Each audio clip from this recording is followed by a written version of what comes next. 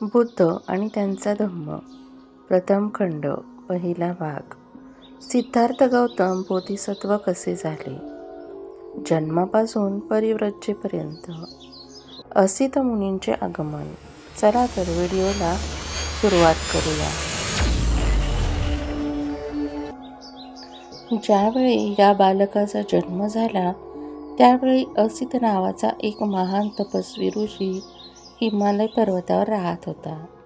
असित ऋषीने पाहिले की अंतरिक्षातील देव बुद्ध या शब्दाचा ध्वनी करत आहेत व त्याचा प्रतिध्वनी चोहोकडे उमटत आहे.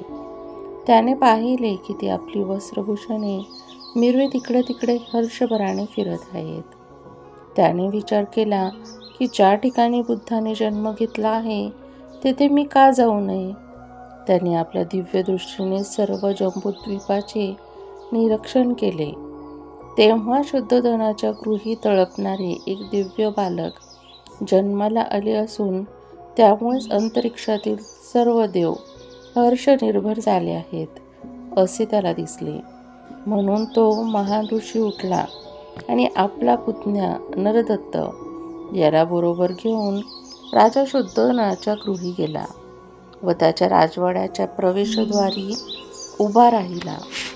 तेथे त्याने लाखो लोक गोळा झाल्याचे पाहिले. तेव्हा तो द्वारपालाजवळ गेला आणि त्याला म्हणाला, अरे, राजाला जाऊन सांग की दाराशी एक तपस्वी उभा आहे. तेव्हा तो द्वारपाल शुद्धोधनाजवळ गेला आणि हात जोडून म्हणाला, महाराज, दाराशी एक वयोवृद्ध ऋषी येऊन उभे राहिले आहेत. ते आपणाला भेटण्याची इच्छा करत आहेत. राजाने असित मुनींकरिता एका आसनाची व्यवस्था केली आणि तो द्वारपालास म्हणाला, त्या ऋषींना आत घेऊन ये. तेव्हा महालाच्या बाहेर येऊन तो द्वारपाल असित मुनीला म्हणाला, कृपा करून आत चला. असित मुनी शुद्धोधन राजाजवळ गेला व त्याच्या पुढे उभे राहून म्हणाला, विजय असो राजा, तुमचा विजय असो. तू आयुष्यमान हो आणि आपले राज्य सदधर्माने चालव. तेव्हा शुद्धोधनाने असित मुनीला साष्टांग नमस्कार घातला आणि त्याला बसण्याकरिता आसन दिली. असित मुनी सुखपूर्वक स्थानपत्र झाल्यावर शुद्धोधन म्हणाला, हे तपस्वीन, यापूर्वी आपले दर्शन झाल्याचे आठवत नाही.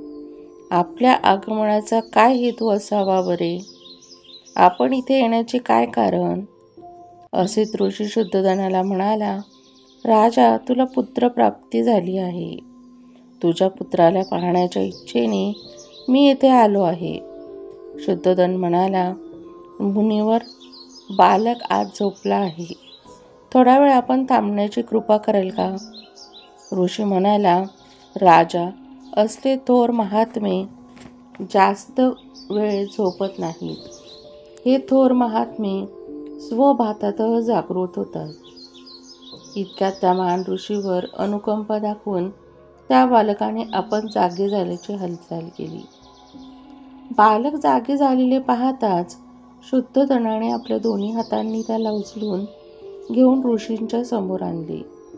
असित ऋषीने त्या बालकाला निरखून पाहिले तेव्हा ते महापुरुषाच्या 32 लक्षणांनी व 80 शुभचिन्हांनी युक्त असलेले त्यास दिसले.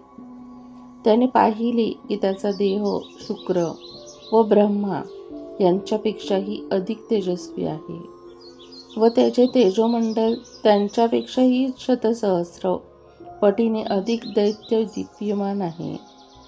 असित ऋषीच्या मुखातून त्वरित उद्गार निघाले, निसंह देह, या पृथ्वी तलावर हा अलौकिक पुरुष अवतरला आहे. असे म्हणून असित मुनी आपल्या आसनावरून उठले व आपले दोन्ही हात जोडून त्यांनी त्या बालकाला साष्टांग नमस्कार घातला. त्यांनी बालकाभोवती प्रदक्षिणा घातली आणि त्याला आपल्या हातात घेऊन ध्यानमग्न स्थितीत ते उभे राहिले. असित ऋषीला पूर्वीचे सुपरिचित भविष्यवाणी माहिती होती.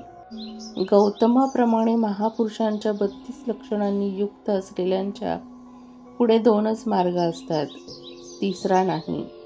जर तो संसारी जीवनात राहिला तो चक्रवर्ती सम्राट होईल.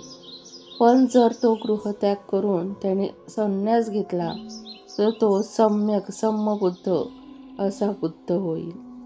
असित ऋषीला खात्री होती की हे बालक गृहस्थी जीवनात राहणार नाही. त्या बालकाकडे पाहून अश्रुढळीत दीर्घ निश्वास टाकून तो ऋषी रडू लागला. असित मुनी अश्रुढाळीत व दीर्घ निश्वास टाकीत रडत आहे हे शुद्धोधनाने पाहिले. असित मुनी रडत असलेले पाहून शुद्धोधनाने अंगावर रोमांच उभा राहिला आणि त्यांच्या व्याकुळतेने असित मुनीला विचारले, हे मुनिवर, अशा रीतीने का रडत आहात? अश्रू का ढाळीत आहात? दीर्घ निश्वास का टाकीत आहात? माझ्या बालकाचे भविष्य निर्विघ्न आहे ना? हे ऐकून ऋषी म्हणाला, राजा, मी बालकासाठी रडत नाही, त्याचे भविष्य अगदी निर्विघ्न आहे. मी रडतो आहे तो माझ्यासाठी. का बरं? शुद्धोधनाने विचारले. ऋषी उत्तरला, मी वयोवृद्ध झालो आहे. माझं आयुष्य आता संपत आलं आहे. निश्चितपणे हे बालक बुद्ध होणार असून ते परमोच्च व सम्यक सम्मबोधी प्राप्त करून घेईल. तदनंतर आजवर या पृथ्वी तलावावर जे कोणी करू शकले नाही ते धम्मचक्र परिवर्तन हे बालक करील. जगाच्या सुखसमृद्धीसाठी तो आपल्या महान तत्वाचा उपदेश करेल. ज्या धार्मिक जीवनाची तो घोषणा करेल ते जीवन आरंभी कल्याणकार, मध्ये कल्याणकारक आणि अंती कल्याणकारक असंच होईल. ते शब्द व शब्दाचा भावार्थ यांनी परिपूर्ण, शुद्ध आणि पवित्र असंच होईल. ज्याप्रमाणे एखाद्या उमराचे फूल क्वचितच वेळी व स्थळी या जगात उमललेले दिसते, त्याचप्रमाणे असंख्य पर्वकालानंतर या जगतात एखाद्याच वेळी व स्थळी पूजनीय बुद्ध उदयास येतात. त्याचप्रमाणे राजा हा मुलगा सुद्धा निसंशय परमज्ञान प्राप्त करून सम्मबोधी प्राप्त घेईल आणि असंख्य जीवांना दुःखसागरातून तरुण नेऊन परमसुखाची स्थिती प्राप्त करून देईल. परंतु मी त्या बुद्धाला पाहू शकणार नाही म्हणून मी रडतो आहे आणि या दुःखामुळेच हा असा दीर्घ निश्वास टाकीत आहे, कारण मला या बुद्धाची पूजा करावयास मिळणार नाही.